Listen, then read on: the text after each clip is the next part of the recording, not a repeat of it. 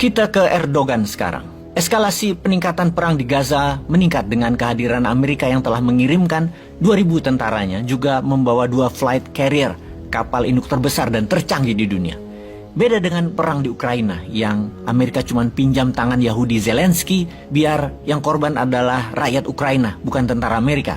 Namun Israel dengan proyek yang memang diciptakan untuk mesin produksi alat perang Amerika yang harus terciptanya perang oleh Amerika hadir langsung. Dua pemimpin besar dunia, Putin dan Erdogan, bereaksi. Putin mengirimkan senjata dan pasukan Chechen bersiap di Suriah. Sementara Erdogan lain lagi gerakannya.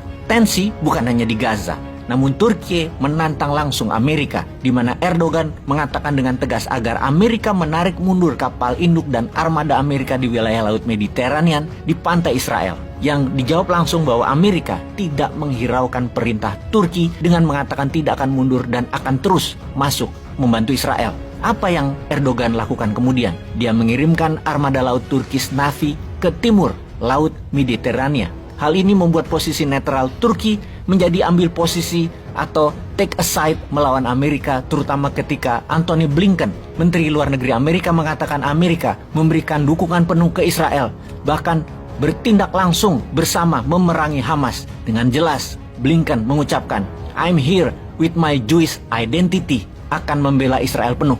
Dijawab dengan tegas oleh Erdogan, "I also approach the region as a Muslim and made a statement to support Palestine." Clear sikap Erdogan dan Turki. Blinken bilang gua Yahudi, Erdogan bilang gua Muslim. Blinken bilang gua Amerika, Erdogan bilang gua Turki. Ketegangan Amerika dan Turki memang sudah berseberangan, di mana ketika Israel menyerbu Gaza di 28 Desember 2008, kemudian kapal Angkatan Laut Turki merapat ke Gaza dan pada tanggal 30 Desember 2008, Israel menembak kapal Turki tersebut di perairan internasional di Laut Mediterania yang mengakibatkan 10 kru kapal Yolan tersebut meninggal, yang mengakibatkan putusnya hubungan diplomatik antara dua negara. Turki menarik duta besarnya untuk Israel di tahun 2008 tersebut, yang ini semua diawali dengan Israel menyerbu Gaza.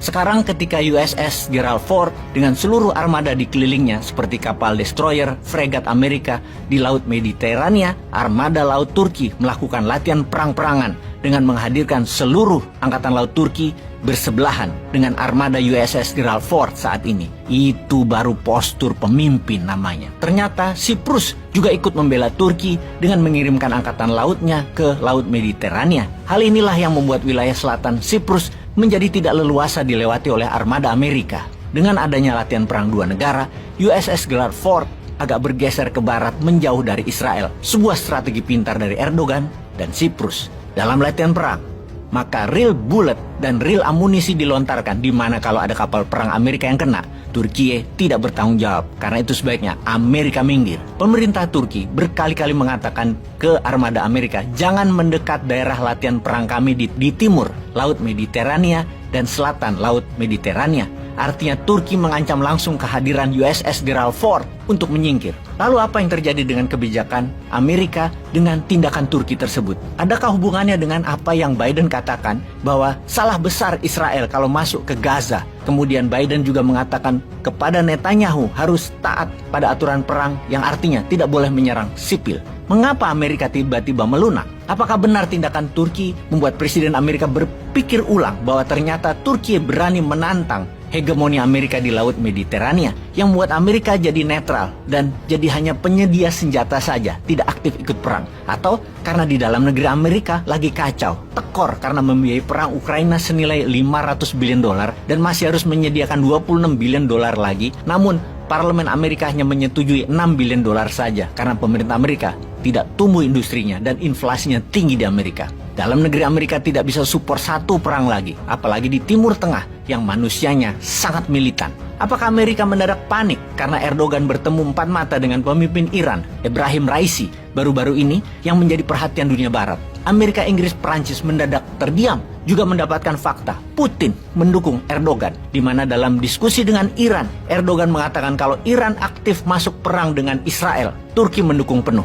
Turki akan memberikan drone Bayraktar yang canggih yang bisa membuat serangan jarak jauh untuk kekuatan, membantu drone Iran Shahid yang terkenal untuk serangan jarak pendek dan menengah.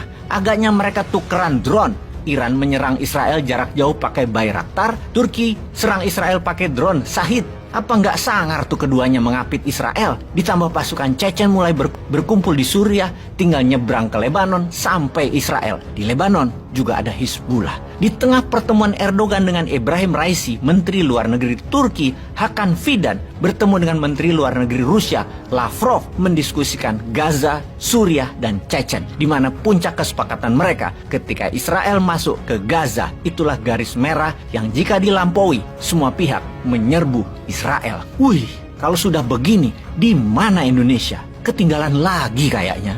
Peace.